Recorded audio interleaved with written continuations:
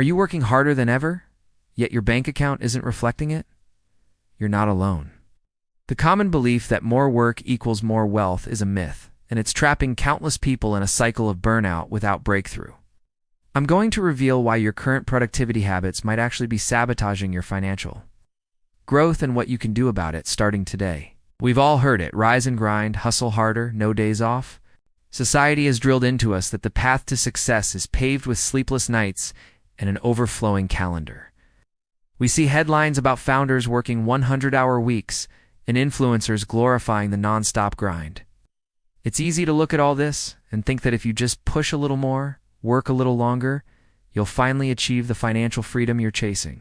But what if that's the very thing holding you back?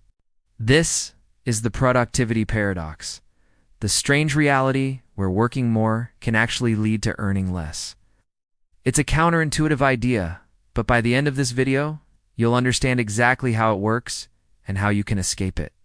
Let's start with a concept from economics: the law of diminishing returns. Imagine you're studying for a big exam. The first couple of hours are incredibly productive. You're focused, you're absorbing information, and you're making real progress. But what happens when you decide to pull an all-nighter? After hour 5, your focus wanes. By hour 8, you're just rereading the same page, your brain is foggy, and you're probably retaining less than when you started. It's diminishing returns in action. The same exact principle applies to your work and your wealth. Your first 40 hours a week are likely your most effective. But the 50th, 60th, or even 70th hour, the quality of your work drops. You start making mistakes, and your creative problem-solving abilities plummet. You're physically present, but your output is a shadow of what it was. This is where the opportunity cost kicks in. Every extra hour you spend on low-impact, tired work is an hour you're not spending on something more valuable. You could be networking with people who could open doors for you, learning a new high-value skill, or simply resting and recharging so you can be at your peak performance tomorrow.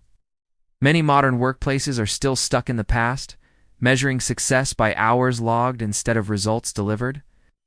This encourages a culture of presentism, where being busy is mistaken for being effective. You're rewarded for quantity, not quality, which is the fast track to burnout, not a bigger bank account. So if working more hours isn't the answer, what is? The secret lies in one powerful word: leverage. Leverage is the great multiplier. It's how you can achieve 10 times or even 100 times the results with the same amount of effort. Most people think working smarter, not harder, just means being more organized. But true leverage is about systems. It's about using technology to automate repetitive tasks that drain your time. Think about software that can handle your scheduling, your email filtering, or your social media posting. Each task you automate frees up your most valuable resource, your mental energy, to focus on high-impact activities. Leverage is also about people. You can't do everything yourself. The most successful people in the world understand the power of delegation.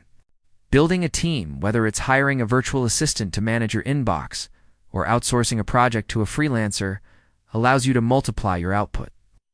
You focus on your unique strengths, the things only you can do, while others handle the rest. Look at any successful company. The founder isn't personally packing every box or answering every customer service call. They built systems and hired a team to amplify their vision. That's leverage in action. It's about shifting your mindset from being the doer of everything to being the architect of a system that works for you. Now let's talk about the other side of the wealth equation, because it's not just about what you earn, it's about what you do with it. This brings us to smart capital allocation. You can work 80 hours a week and make a great income. But if all that money is just sitting in a checking account or being spent on depreciating assets, you're still stuck on the hamster wheel. You have to work for every single dollar. The goal is to make your money work for you. This means shifting your focus from just generating income to building assets. Assets are things that put money in your pocket without you having to actively trade your time for it. This could be investing in the stock market, buying real estate that generates rental income, or even creating a digital product like an online course that sells while you sleep. These are what we call passive income streams. They are the key to truly breaking the link between your effort and your wealth. To do this effectively, you need financial literacy. You need to understand the basics of investing, compound interest, and how to evaluate different asset classes. It's not about becoming a Wall Street trader overnight. It's about learning enough to make informed decisions that align with your long-term goals. Your money can be your hardest working employee, operating 24/7 without ever getting tired. But you have to give it the right job to do. So how do we put all this together and actually break free from the hamster wheel for good? It starts with taking actionable steps today. First, conduct a ruthless audit of your time. For 1 week, track everything you do. At the end of the week, categorize your tasks into high-leverage and low-leverage activities. Low-leverage tasks are the repetitive, time-consuming things that don't really move the needle. Your goal is to eliminate, automate, or delegate as many of these as possible.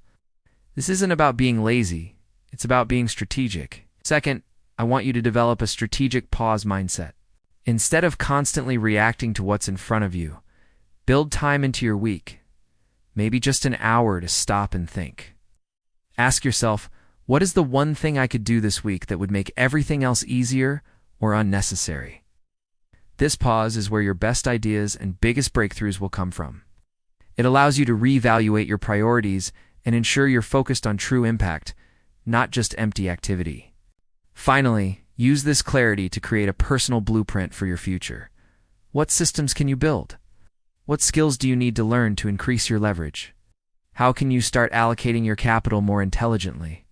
This isn't about a get-rich-quick scheme.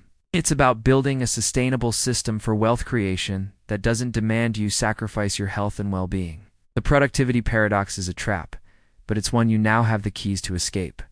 It's time to stop measuring your worth by how busy you are and start measuring it by the freedom you create. Thank you so much for watching. If this video helped you see things in a new light, please hit that like button and subscribe for more content on how to build wealth without burning out. I'd love to hear your thoughts in the comments below. What's one low-leverage task you're going to eliminate this week? Start the conversation. See you in the next video.